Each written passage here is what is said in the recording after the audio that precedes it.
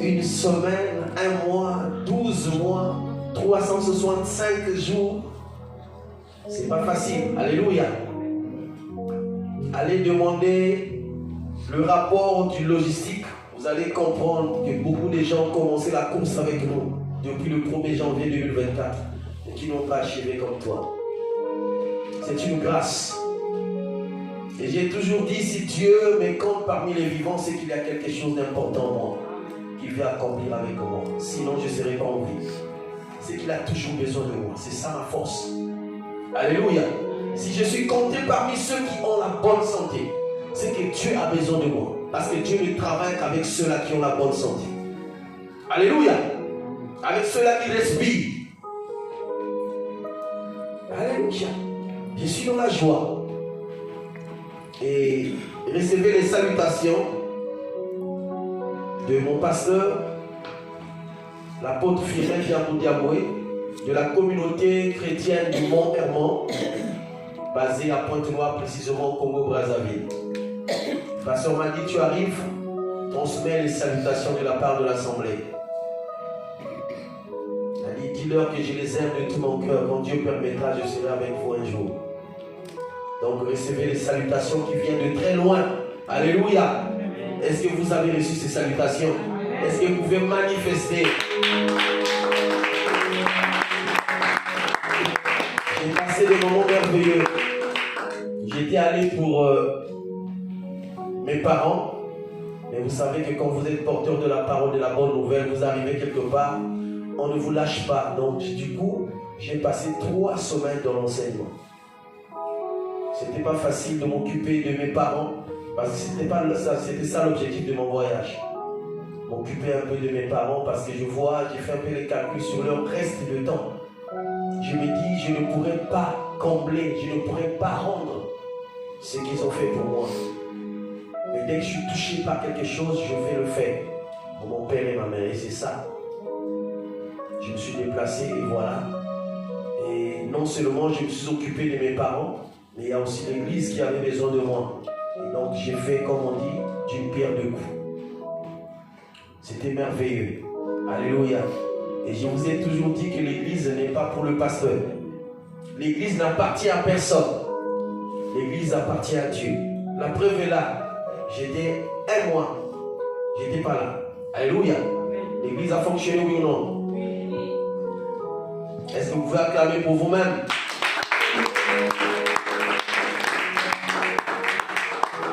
L'église n'est pas pour une personne. L'église appartient à Dieu. Jésus a dit, à base de cette révélation, à base de ce rocher, je bâtirai mon église. L'église n'appartient pas au pasteur Alain. L'église appartient à celui qui l'a créé. Alléluia. Elle dit, demain, après-demain, je ne suis pas là. Dieu va susciter quelqu'un d'autre. Alléluia. Josué ne le savait pas. Il était là, il suivait son maître. Il exécutait exactement ce que Moïse faisait. Et en fin de compte, c'était lui que Dieu regardait. Ce n'était plus Moïse. C'est ce qui fait qu'il dit, fais comme mon serviteur Moïse a fait. Ne t'éloigne point de ces livres. Ne te détourne pas de cette loi. Médite-le jour et nuit. Ça veut dire que continue à faire comme tu as fait avec Moïse. Et c'est pourquoi nous sommes d'ailleurs appelés école des disciples de Jésus. Nous sommes ici pour apprendre. Alléluia. Nous sommes ici pour apprendre. Il n'y a pas de diplôme d'université, il n'y a pas de diplôme, je ne sais pas de nom. Nous sommes ici tous comme des élèves au pied de Jésus, en train d'apprendre. Alléluia. Et vous savez que j'ai coutume de toujours à la fin de l'année partager un thème, le bilan. Et j'aime bien ce thème. Parce que c'est souvent là que nous réalisons nos exploits, que nous réalisons ce que nous avons fait durant cette année, que nous réalisons un peu, que nous faisons un peu le point sur ce que nous avons fait durant toute cette année. Alléluia. Et Dieu m'a mis à cœur chaque fois de parler sur ce thème, le bilan. Et donc si nous avons de quoi écrire, nous allons noter notre thème de cet après-midi. Relève-toi et fais bien ton bilan. Relève-toi et fais bien ton bilan.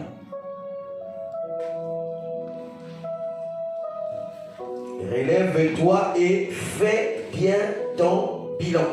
Nous avons le verbe relever qui veut simplement dire remettre debout. Remettre à niveau. Ou encore remettre en bonne position ce qui est au plus bas ou ce qui est décliné. Alléluia. Alléluia. Est-ce qu'on est là? Relève-toi et fais bien ton bilan.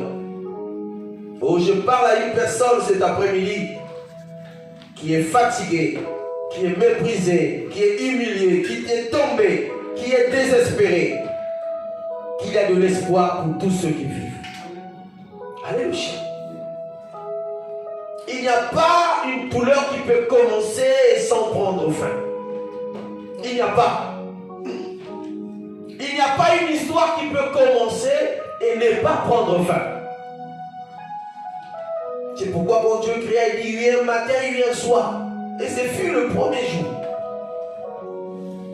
Dieu n'est pas resté seulement au premier, mais il est allé jusqu'au 6e, 7e jour du repos. Alléluia. Ça veut dire que nous sommes basés dans un monde où il y a un cycle où tout doit changer, tout doit être en mouvement. Il n'y a pas une maladie qui peut commencer sans terminer. Il n'y a pas. Quelle que soit la durée de la nuit même, le soleil finit toujours par apparaître. Alléluia. Et donc, relève-toi, veut dire prends position. Certainement que tu étais allongé, tu étais fatigué, tu as connu des situations difficiles. Et Dieu cette année te demande de te relever. Et fais bien ton bilan. Alléluia. Fais bien ton bilan. Parce qu'il est question de toi. Il n'est pas question de quelqu'un d'autre. Ta vie t'appartient. La Bible dit qu'il a mis deux chemins devant le peuple d'Israël à la sortie, juste avant qu'il rentre à Canaan. Il a mis la mort, il a mis la vie. Et il a donné le pouvoir à l'homme de faire le choix. Quelqu'un d'autre ne choisira jamais à ta place. Tu risques de connaître les problèmes graves de ta vie. C'est à toi de prendre tes décisions. C'est une responsabilité que Dieu a donnée à chaque homme. Alléluia. Et quand il demande de se relever, il parle à un individu, il ne parle pas à deux personnes. Relève-toi et fais bien ton bilan. Et le bilan, pour ceux qui ont fait un peu comptabilité, c'est le résumé d'un tableau, d'inventaire. Ou le résumé, si vous voulez, d'inventaire d'un tableau. Je vais vous expliquer. C'est-à-dire qu'une entreprise qui a travaillé pendant 1 an, à la fin de l'année, doit faire son bilan. Le bilan, c'est savoir ce qui a marché et ce qui n'a pas marché. Et dans le bilan, pour ceux qui ont fait un peu commerce, il y a le côté actif, il y a le côté passif, il y a le côté débit, il y a le côté crédit. Alléluia. Et le côté actif, c'est le côté de l'entrepreneur, c'est-à-dire que le côté de celui qui a créé l'entreprise.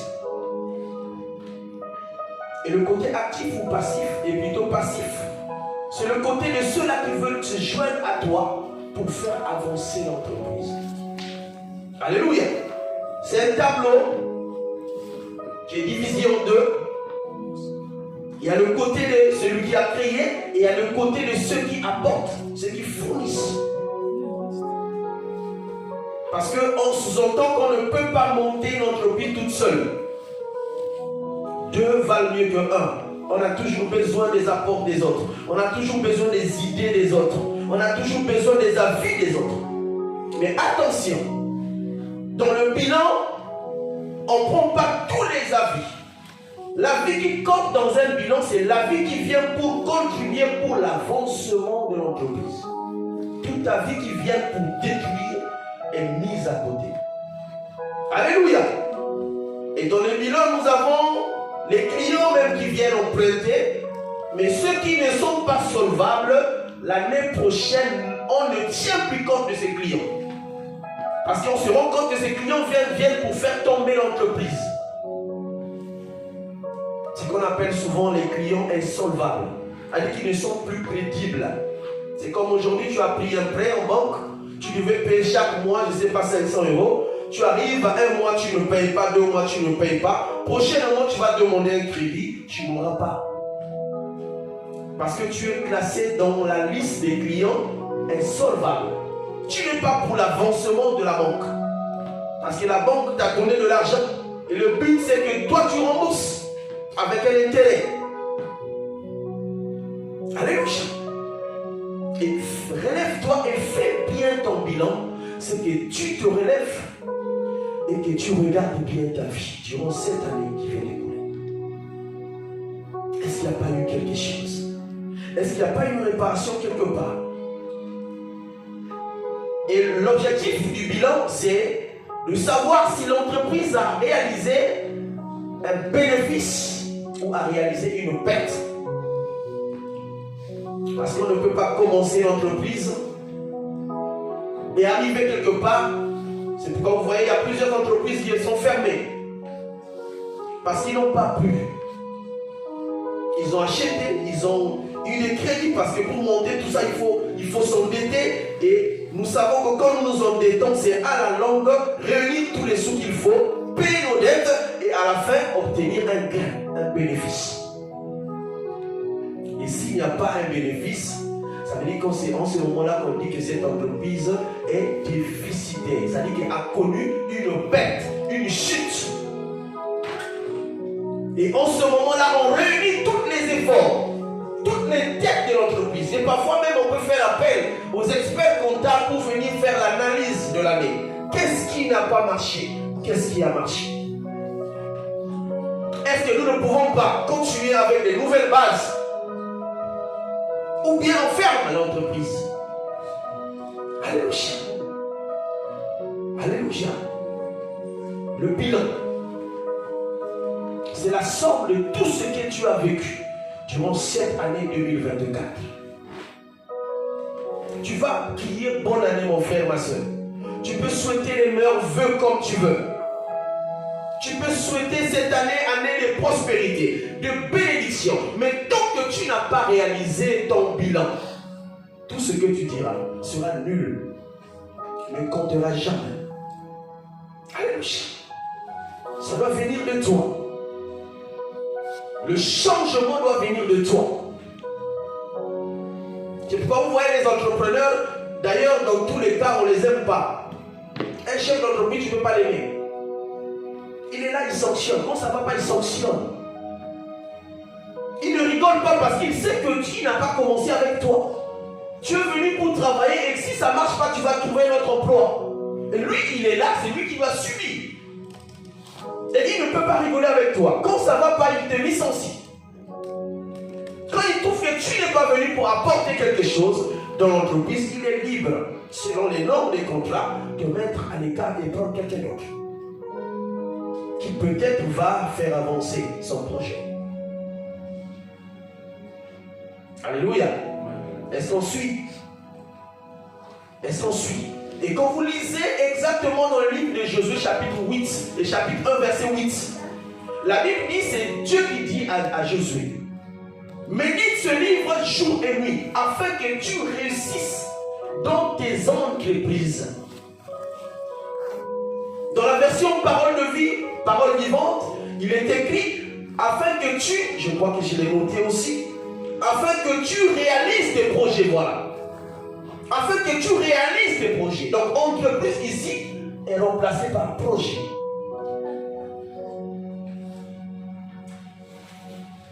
Qu'as-tu fait durant cette année 2024 pour tes projets?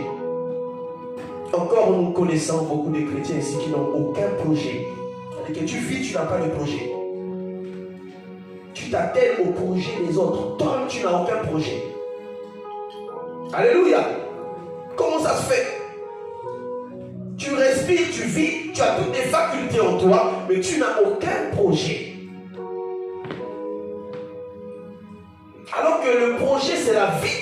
C'est ça qui motive l'homme pour avancer. Le projet, c'est la vision. Qu'est-ce que tu projettes? Qu'est-ce que tu veux être dans le futur? Et c'est ça qui va te pousser à mettre en place des règles qui vont te conduire aujourd'hui pour arriver demain. Tu ne peux pas vivre sans projet. Quel est ton projet? Demande à ton frère quel est ton projet. Demande à ta soeur quel est ton projet. Parce que pour réussir dans la vie, il faut avoir un projet. Sinon, tu ne réussis pas. Sinon, tu ne sais pas ce que tu vas devenir. Sinon, tu ne sais pas ce que tu fais. Alléluia. Il faut avoir un projet. Et c'est ce projet-là qui fera de nous des hommes calés, des hommes sereins, des hommes durs. Alléluia. Ce qui a fait que Joseph puisse réussir même dans un pays étranger, c'était le projet qu'il avait. Les songes qu'il avait reçus, c'était un projet que Dieu lui avait révélé. Qu'il devait gouverner un jour. Alors pour gouverner, il faut mettre des principes. Il faut que les principes soient mis sur la table. C'est pourquoi il était sévère avec lui-même. Il ne pouvait pas être tenté, peu importe le degré de la tentation, il ne pouvait pas tomber. Parce qu'il savait que dans son projet, s'il tombait, il n'allait pas réussir. On est un peu n'importe qui parce que nous n'avons pas de projet. On fait un peu n'importe quoi parce que nous n'avons pas de projet. Alléluia. Alléluia. Relève-toi et fais bien ton bilan. Je ne sais pas ce que tu as vécu cette année. Je ne sais pas ce que tu as réalisé cette année 2024. Mais en tout cas, si tu ne te relèves pas, tu ne feras jamais bien ton bilan. Il faut le faire en se relevant en même temps. Le bilan, c'est une conscience, une prise de conscience.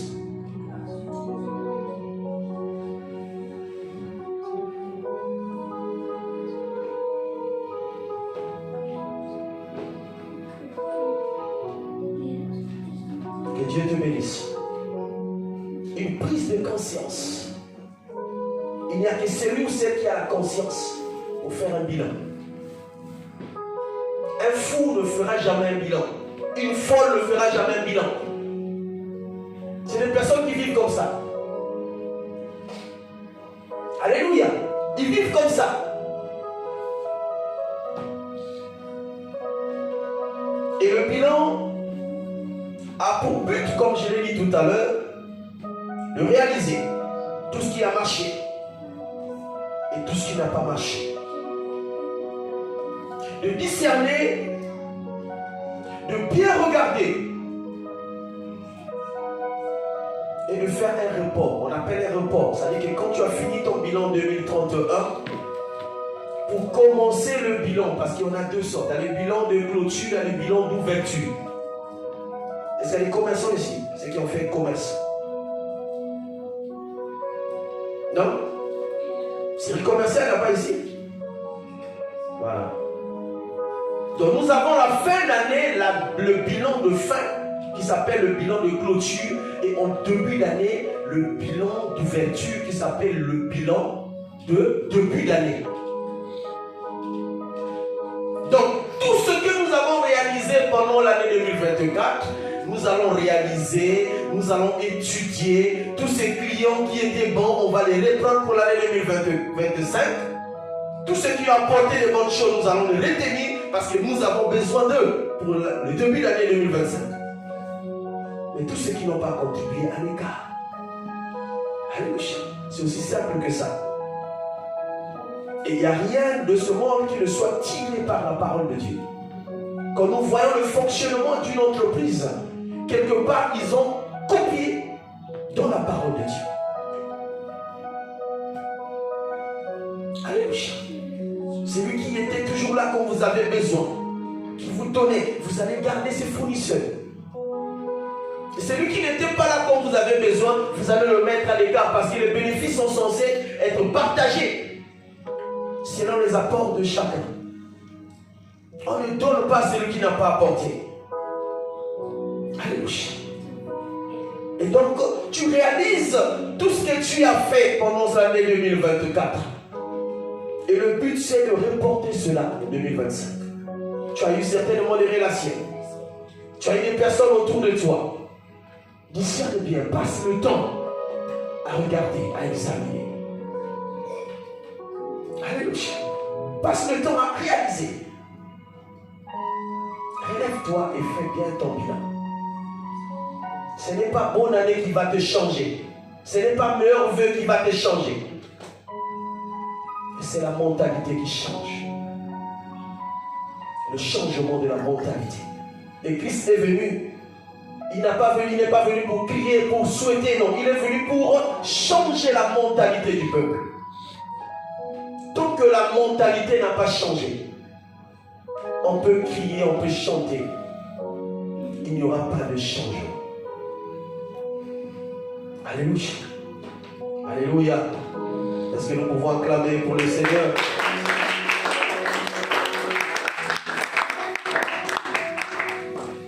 Job chapitre 22, verset 28. La Bible dit, c'est Eliphaz qui le dit, par rapport au conseil qu'il donnait à Job. À tes résolutions répondra tes succès. J'aime bien ce passage.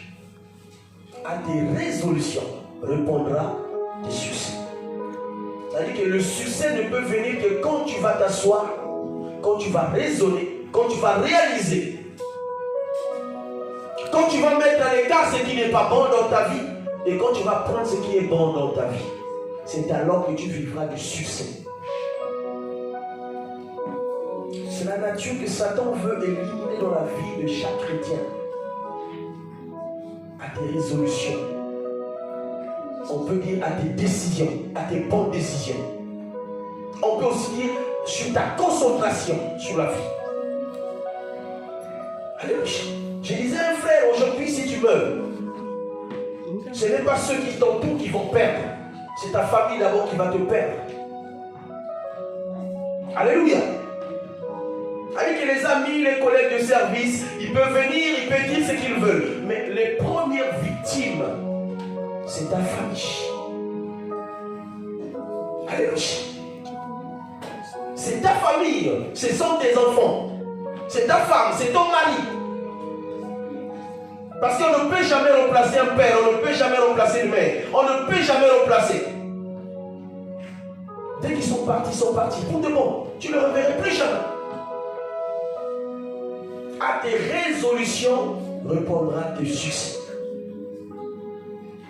Job, on croit que quand on parle d'un homme qui était droit et intègre, on pense que Job n'avait pas d'erreur. Non, Job avait aussi des erreurs. Et quand il reçoit ses conseils, il est en train de comme accuser Dieu. Croyant que Dieu avait fait une erreur pour qu'il tombe malade, pour qu'il vive ce qu'il est en train de traverser. Non. Il faut aller plus loin. Et je prie beaucoup cette année que Dieu nous envoie des hommes et des femmes sages dans cette église. Des hommes sages, des femmes sages.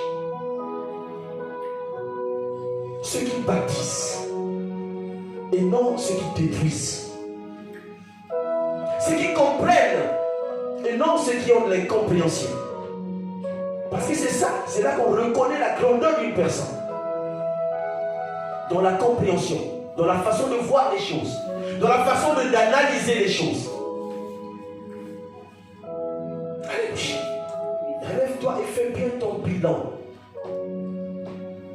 Les années vont vite. Avant, je l'ai dit à l'église où je viens, quand on nous disait celui-là avait 30 ans, on se disait que c'était beaucoup. Beaucoup, beaucoup. Parce qu'on avait 10 ans, 16 ans. Quand on nous présentait les grands du quartier qui avaient 30 ans, mais on avait peur. Alléluia. Et quand je regarde la durée, aujourd'hui 51 ans, avec que j'ai traversé le cinquantenaire, j'ai traversé.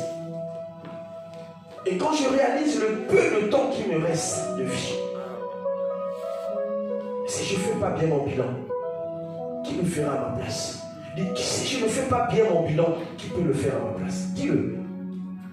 Personne. Parce que la seule personne qui est capable de bien faire le bilan, c'est toi-même. Je peux venir, je peux te juger comme je veux. Je peux dire ce que je veux sur toi, mais je ne te connais pas en réalité. Donc je peux fausser. Le prophète Isaïe est allé dans la maison, plutôt le prophète Samuel est allé dans la maison d'Isaïe, envoyé par Dieu pour aller consacrer un roi. Il est arrivé, il a regardé, il s'est trompé. Il s'est trompé. Il n'y a que toi, mon frère, ma soeur. Si tu ne te relèves pas, personne d'autre ne le fera à ta place. Prends au sérieux ta vie. La vie est tellement courte. Nous avons pendant la nuit de prière lu un passage dans le livre de Psaume 90 qui nous demande d'apprendre à compter nos jours ici-bas. C'est Moïse qui le dit. On pense qu'on a encore le temps. On a encore le temps. Mais mon frère, tu n'as plus de temps. Le temps est tellement court. Alléluia. Même 50 ans paraît beaucoup. Mais c'est petit. Parce qu'un jour, pour Dieu, c'est 1000 ans pour nous. Et tu fais les analyses. Pour Dieu, nous ne vivons que les secondes de minutes. On n'a pas une longue vie. Et Dieu nous prête cette vie afin de faire le meilleur du monde. De le donner en faveur des autres. Alléluia. D'être utile pour les autres. Alléluia. Alléluia. Je disais à un frère, mais comment ça se fait que nous sommes dans un monde où quelqu'un peut se lever un matin, penser à tuer son frère, penser à tuer sa soeur. Alors que tu as des enfants, alors que tu as le travail, alors que tu veux vivre comme tout le monde. Ce que tu veux, ne le fais pas pour les autres. Alléluia. Que cette année soit une année de bilan, mes bien-aimés. La Bible dit qu'il nul n'est parfait sur la terre. Personne, même moi qui vous parle, je ne le suis pas. Mais dans une société, nous sommes appelés à nous entraîner. Même les idées peuvent aider ton prochain. Même un conseil peut aider ton prochain. L'église est en train de se diviser. L'église est en train de se séparer. Pourquoi? Parce que nous avons raté les principes de base. C'est pourquoi Paul nous amène à la maturité. Grandissant. Grandissant.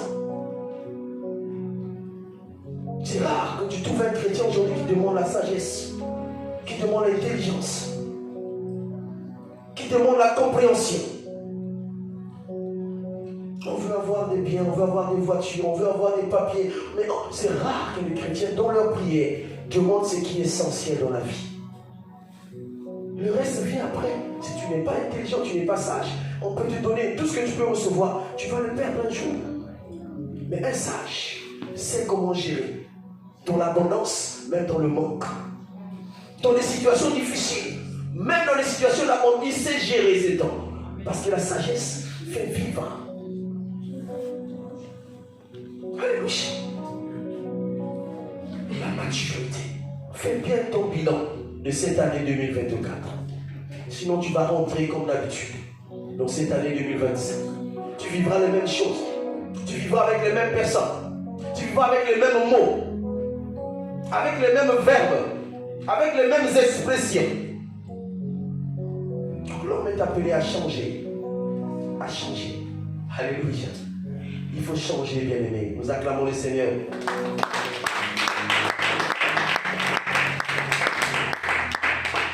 Genèse chapitre 1 du premier verset au verset 26. On ne va pas lire, je vais expliquer. Genèse 1 de 1 à 26. Ce passage, j'aime bien, ce chapitre, j'aime bien, ça nous parle de la stratégie de Dieu. Dieu parle de la séparation. La Bible, dans le premier verset, au commencement, Dieu créa les cieux et la terre. La terre était informe et vide. Et quand vous lisez la suite, Dieu commence à séparer. Séparer. Dieu commence à séparer parce que l'obscurité ne pouvait pas marcher avec la lumière. Au même temps, impossible. C'était un chaos. Et dans la vie, il faut apprendre à se séparer de certaines choses. C'est-à-dire que la conscience doit te parler. Que ce que je fais, ce que je dis, ne cadre pas avec la parole de Dieu. Il faut que tu te sépares. C'est pas toi. Alléluia. Il a séparé la nuit avec le jour. Les ténèbres avec la lumière. Parce qu'il sait que les deux ne pouvaient pas marcher ensemble.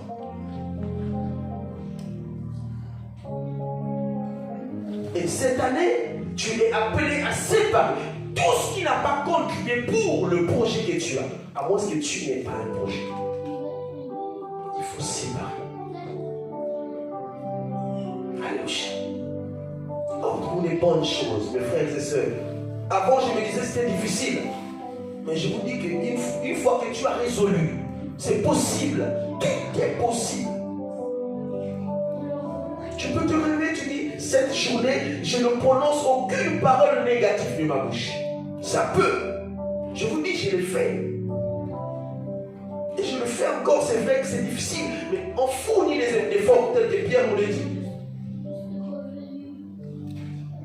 Quand ça peut venir, dit non, j'ai dit ce matin, j'ai prié, aucune parole négative ne sortira de ma bouche. Je n'injurie personne, je ne pense mal sur personne.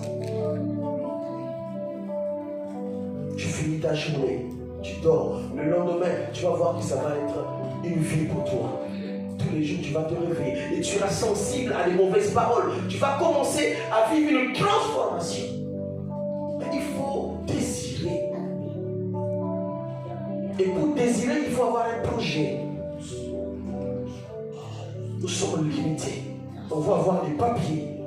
Mais oui, tu vas avoir des papiers, ça c'est normal. Mais après, qu'est-ce que tu veux être?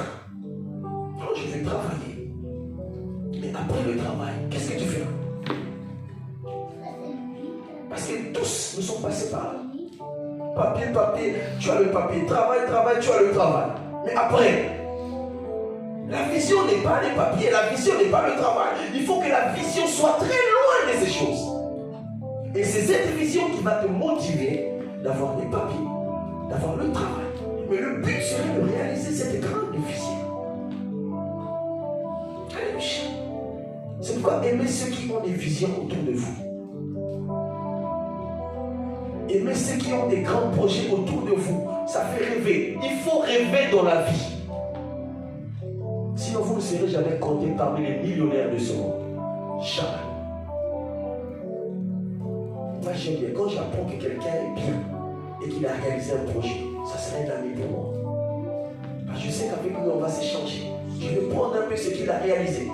Avec ce que j'ai comme projet, ça va marcher. Le problème, c'est qu'on est toujours communautaire, on est toujours dans les plans, on est toujours dans des... C'est-à-dire que tu n'as pas de projet, l'autre n'a pas de projet, l'autre, et vous êtes ensemble, sans projet. Mais qu'est-ce que vous allez devenir? Une bombe à retardement. Et quand vous trouvez quelqu'un qui a un projet, tous vous allez vous allier contre cette personne. Simplement parce que vous n'avez pas. Mais lui, il a réalisé. Alléluia. Quand vous allez voir ceux qui ont l'argent, ils sont souvent ensemble. Ils sont souvent ensemble. Ils se partagent le café, ils s'échangent. Ils savent que même dans les échanges, il y aura toujours une valeur ajoutée dans ce qu'ils ont déjà. Et souvent, les gens se plaignent, mais ah non, lui, depuis qu'il est devenu ceci, il n'est plus. Mais il va être avec toi, tu vas contribuer en quoi? Il n'aura pas assez de temps avec toi parce qu'il est en train de rêver. Il n'a pas encore réalisé tout son rêve. Il a besoin des gens qui vont l'aider dans le rêve qu'il va réaliser. Quittez la bassesse. Bien-aimé cette année, quittez la bassesse. Les débats inutiles, les discussions inutiles. Grandissant. Vivons ce gros cadeau que Dieu nous a donné, la vie. Elle est très courte. Et tu risques de passer sans laisser des traces sur la terre.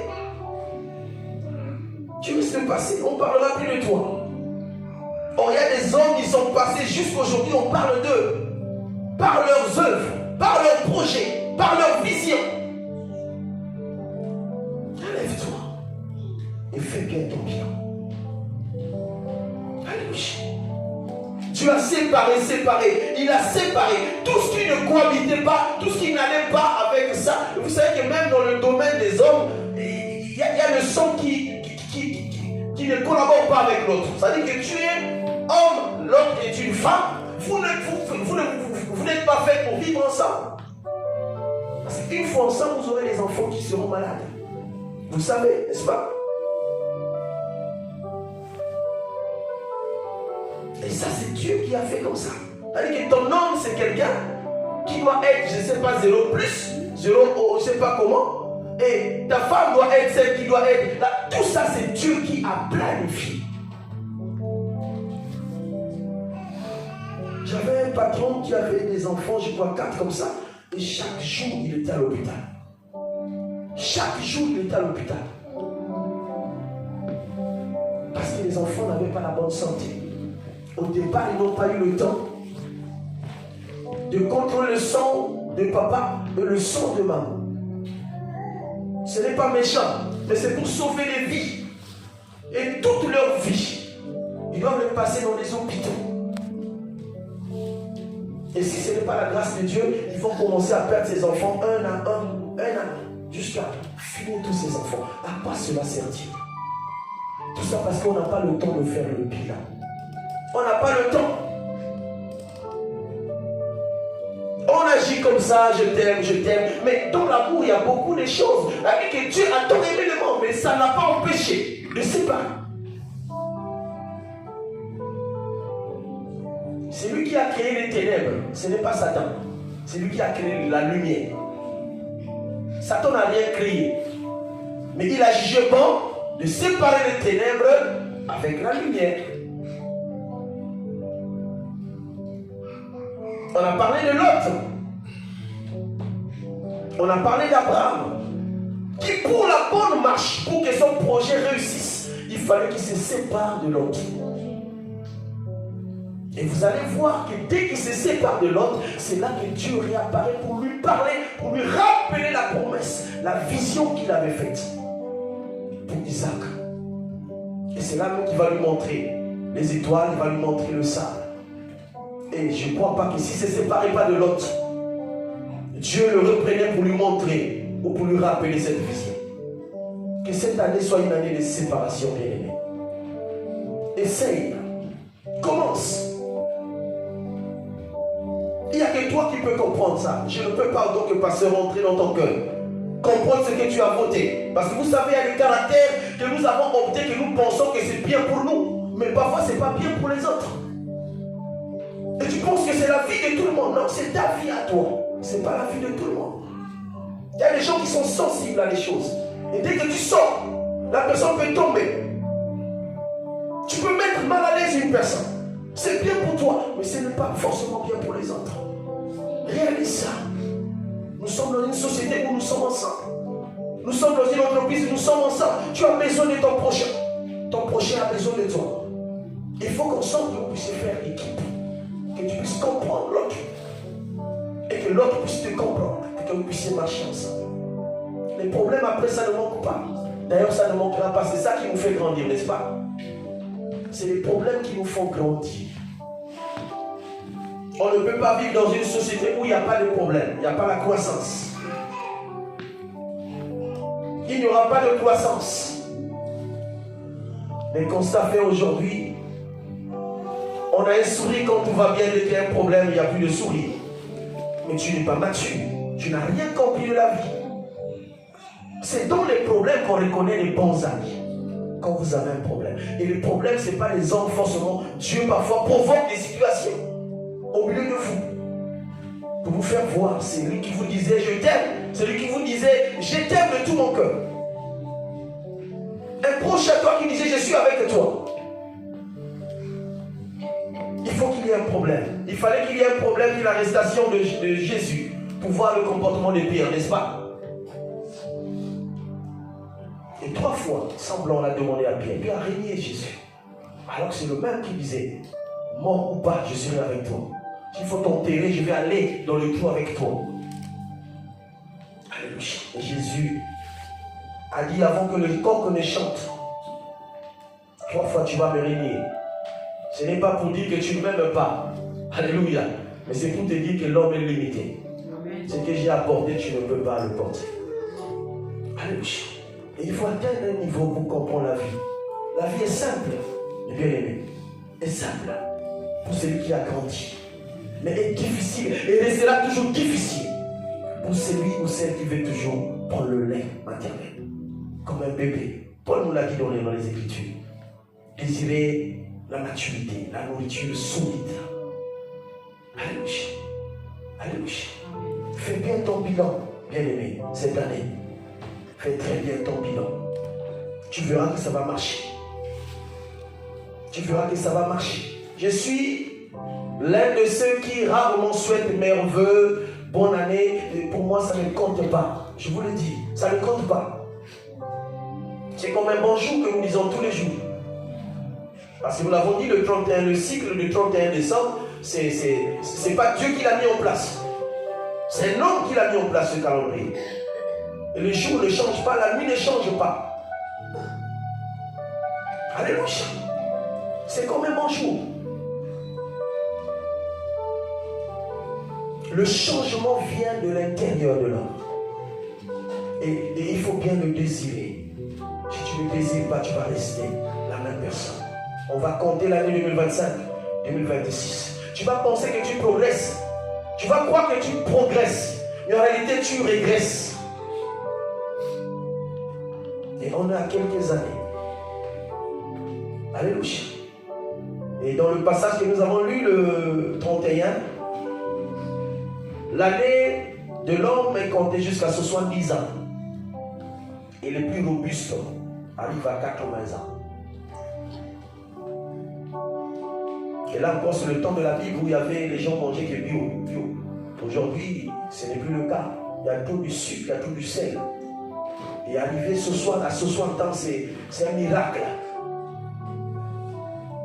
Alléluia. Et essaie de compter tes années. Et considère ta vie comme jamais quelqu'un d'autre ne peut considérer. Quelqu'un peut te dire tu es belle, tu es beau. La même personne demain va parler de toi. C'est à toi-même de te regarder comment tu es, de te valoriser. N'attends pas que les autres viennent te le dire. Alléluia. Ce qui fera que même si les gens viennent te calomnier, comme tu connais déjà ce que tu es, tu ne vas pas tomber. Parce que ce n'est pas le dire des autres qui vont te changer. Parce que tu t'es valorisé, tu as fait un bon bilan. Moi, cette année, voilà ce que je vais devenir. Et si ça arrive, je mettrai de côté parce que je veux avancer. Avec ça, je ne pourrai pas avancer. Et ça fera que quand les problèmes arriveront, tu ne tiendras pas ton compte. Aujourd'hui, nous avons l'AVC qui arrive très très vite, surtout pour les hommes.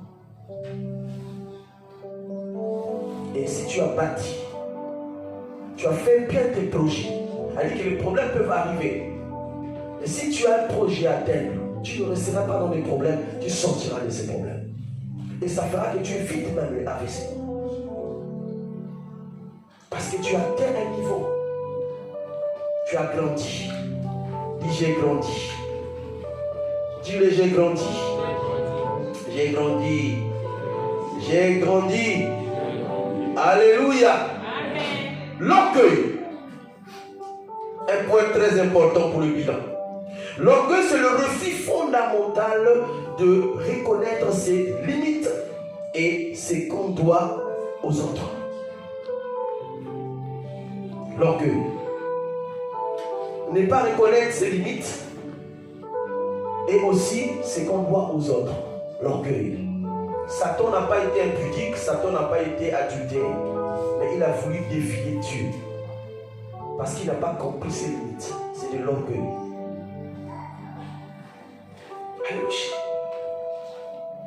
C'est un élément qui est difficile pour ceux qui n'ont pas encore atteint la maturité de se rendre compte qu'ils sont orgueilleux. Ce n'est pas facile de détecter l'orgueil en toi. Alléluia. Mais pour celui qui a grandi, dès que tu parles, il va comprendre. Même quand tu t'habilles, il saura que celui-là est orgueilleux. Celle-là est orgueilleuse. Alléluia.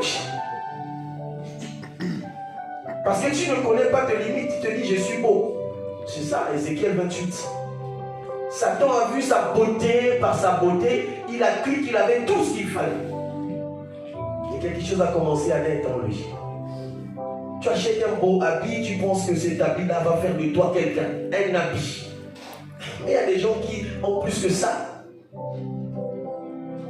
Tu es beau, tu es belle, tu te crois que par ta beauté, tu es plus que les autres. Mais il y a des gens qui sont plus beaux que toi. Il y a des gens qui sont plus belles que toi. Ça ne peut pas faire naître en toi de l'orgueil. Et dans le bilan 2025, il faut bannir de l'orgueil. Chacun de nous a ses limites. Quand tu t'arrêtes à tes limites, crois en toi, arrête-toi là. Et ce que tu n'as pas, cherche dans l'autre. Parce que Dieu ne te donnera jamais tout. Jamais. C'est pourquoi je lis beaucoup, j'écoute beaucoup les autres hommes de Dieu. Parce que je sais que je suis limité. Et en les écoutant, j'ai une valeur ajoutée en moi. Et l'orgueilleux n'écoute même pas les autres. L'orgueilleux, quand tu parles, tu n'as pas fini. Oh non, je savais déjà, oui, je savais déjà. Il dit, mais c'est un conseil, écoute d'abord.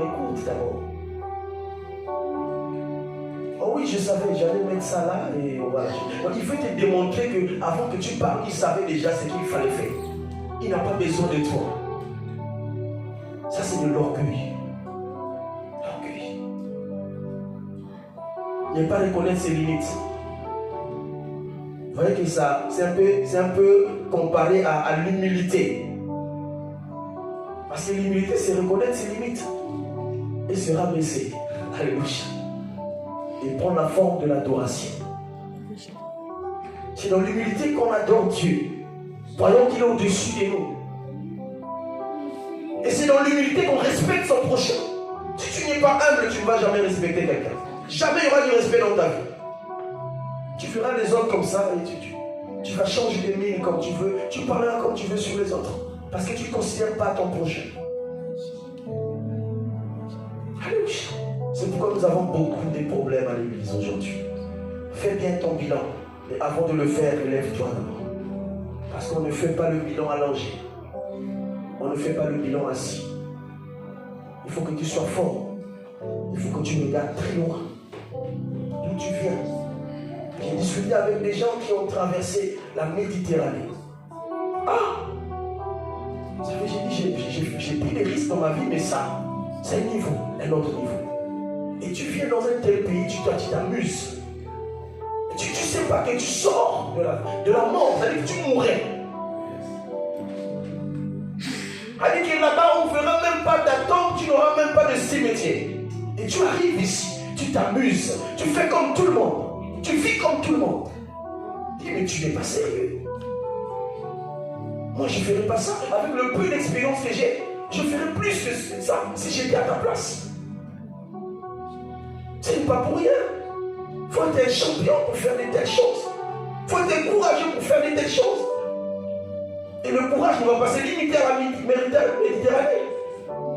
Il faut que ça continue ici. Alléluia. Alléluia. Et ça, il faut faire un bilan. Réalise. Considère-toi. Et dis qu'il y a de l'espoir. Peu importe le temps. Peu importe la durée. Il y a de l'espoir pour ceux qui vivent. Alléluia. Il n'y a pas une chose qui commence et qui ne termine pas. Alléluia.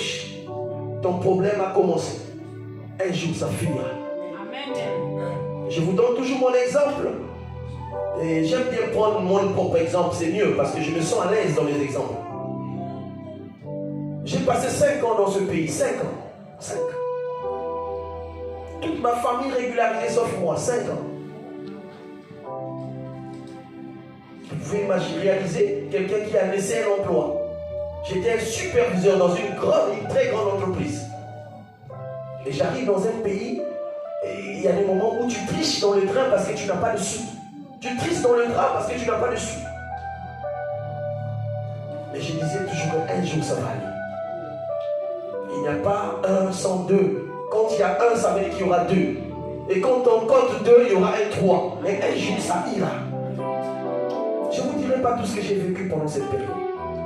Mais aujourd'hui je suis ce que je suis. Parce que j'avais une vision. Et ça, ce n'est que le début du commencement. Je vise très très loin encore. Et c'est ça qui ferait de moi ce que je serai demain. Parce que je ne peux pas être limité. Il faut vivre grand. Il faut voir grand. Dis à ton frère, fais un bon bilan.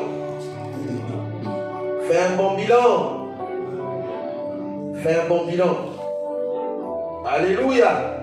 Est-ce qu'on peut acclamer pour le Seigneur?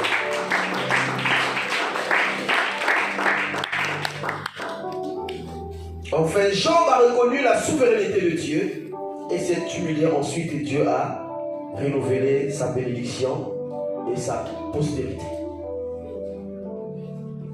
Vous savez, quand on parle de Job, on parle d'un côté, on ne parle pas de l'autre. Il n'y a rien pour rien dans la vie. Dieu nous fait passer, nous fait traverser dans des situations pour nous éprouver, pour nous communiquer une grande leçon de vie. Mais Job, au départ, ne voulait pas prendre cette leçon en considération. C'est un de ses amis qui est venu lui parler. Tu ne peux pas corriger Dieu. Dieu fait toutes choses bonnes en son temps.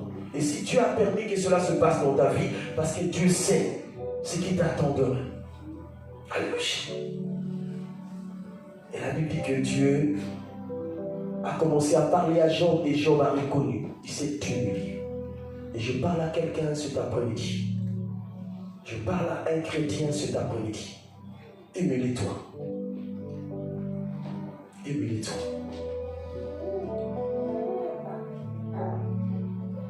Par l'humiliation de Job, par l'humilité plutôt de Job, Job a retrouvé le double de ce qu'il avait perdu. Et sa prospérité est revenue. Alléluia. Je ne sais pas ce que tu as traversé cette année 2024. Je ne sais pas. Et je ne veux pas le savoir. Toi seul le sais. Humilie-toi. Nous avons le plus grand de tous les temps qui s'appelle Jéhovah. Et il a besoin des hommes et des femmes humbles. Vous savez, l'humilité, c'est reconnaître, comme on l'a dit tout à l'heure, ses limites. Reconnaître que l'autre peut faire mieux que moi. Et si je m'adhère à lui, il peut m'aider à m'en sortir. Reconnaître que l'autre est plus fort que moi. Et que si je suis à côté de lui, je peux m'en sortir. Alléluia. Alléluia. L'humilité, cette année, fera que tu puisses accomplir un bon bilan. Que tu puisses bien commencer cette année 2025. Humilie-toi, mon frère, ma soeur. Humilie-toi. J'ai passé les 2 semaines de mon séjour à l'hôpital avec mes parents parce qu'il fallait que je leur fasse les bilans, il fallait que je fasse beaucoup de choses. Et j'ai vu des choses à l'hôpital. J'ai dit, waouh, qu'est-ce que nous sommes? J'ai vu des gens mourir devant moi. J'ai vu des hôpitaux pleins, débordés des malades. Je dis, mais qu'est-ce que je suis? Qu'est-ce que nous sommes? Il n'y a que Dieu qui pouvait être orgueilleux, mes frères. Parce qu'il y a tout. Il décide tout. Il peut tout faire. En sortant de là, Dieu peut retirer son souffle de vie. Tu meurs. Tu n'es plus rien. Alléluia. L'humilité. L'humilité. Oh, je prie encore beaucoup que cette année, que nous soyons une assemblée des hommes et des femmes humbles. Humble. Humble. C'est un facteur qui éclate dans la vie, être orgueilleux. J'ai honte quand je vois quelqu'un orgueilleux en face de moi. J'ai honte à sa place. J'ai honte. On me le reproche toutefois quand je suis au pays. Il dit, mais toi tu vis en France, quand tu arrives, mais tu sais comme. Je dis, mais vous voulez que je vive comment? Vous voulez que je vive comment? J'ai honte de ces choses. C'est-à-dire que si, une fois que je me sens différent des autres, j'ai quelque chose en moi qui parle. Mais tu n'as rien. Tu as eu la grâce de quitter ce pays avant eux. À la différence, c'est que tu vis dans un autre pays, mais il n'y a rien d'autre. Si Dieu n'avait pas permis, tu seras comme eux ici. Tu vivais les mêmes choses que eux ici. Et tu pars, tu reviens, tu veux faire comme si tu étais au-dessus des autres. C'est de l'orgueil. Mais ça n'a pas sa place dans la parole de Dieu. Vis comme tout le monde. Ne cherche pas à te montrer que tu es au-dessus des autres. Alléluia. Fais bien ton bilan cette année. Analyse bien ton bilan. Mon frère, ma soeur, tu verras que ça va marcher.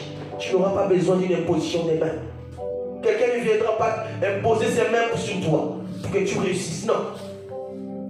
Tu seras toi-même la source de ta bénédiction. Tu fais bien ton bilan. Tu fais bien ton bilan. Alléluia. À tes résolutions répondra-t-on. À tes résolutions répondra-t-on. À tes résolutions répondra-t-on. Nous acclamons pour le Seigneur.